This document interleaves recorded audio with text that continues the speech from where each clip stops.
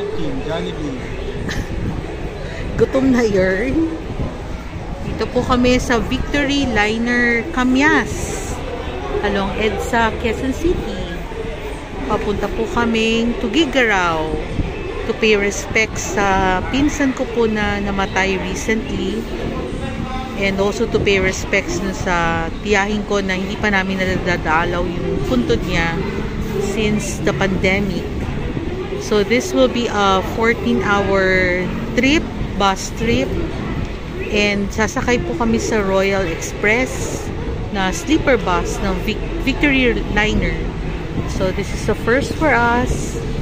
God bless our trip, and see you guys in a bit.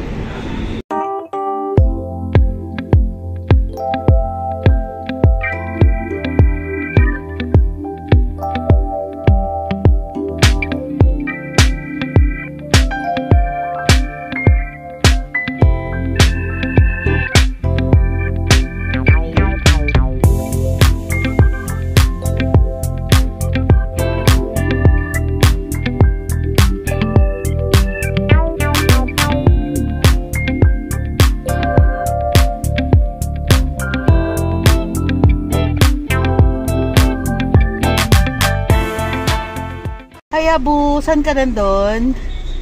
Sleeper bus. Yan, this is the sleeper bus of the Victory Liner biyaheng Tuguegarao. We have our own capsule with our own, mahaba naman siya oh.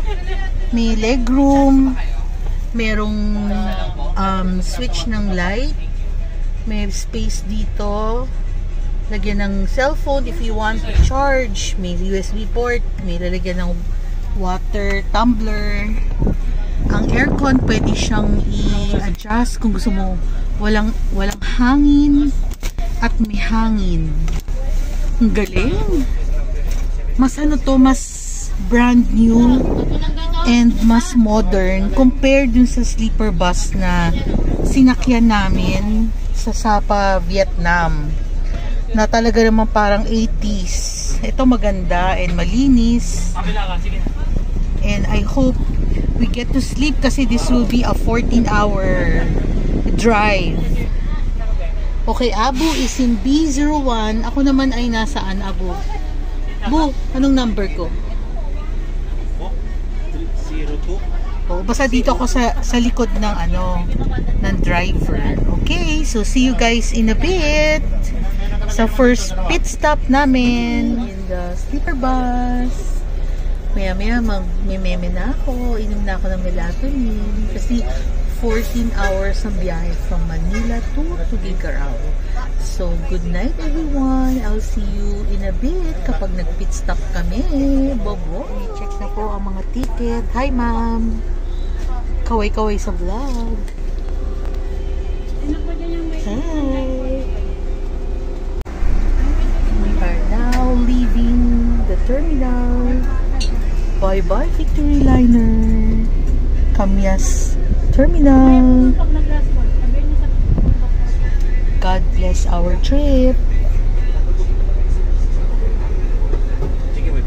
Guide the hands of the driver. Huwag sana siyang matutulog.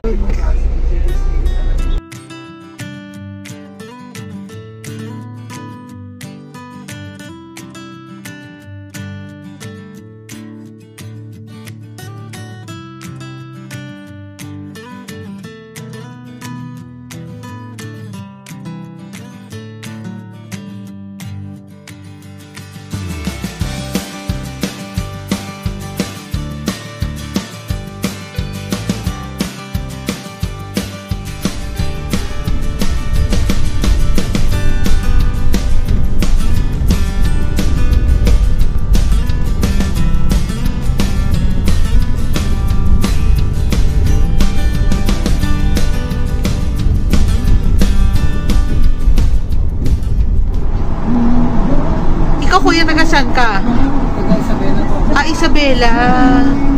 Sa Ilaga.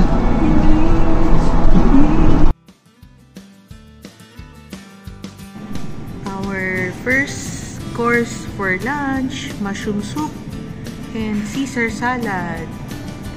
and si Abu. Madilim kasi against the light. We're here at Go Hotel in Tuguegarao City. Kain na po tayo.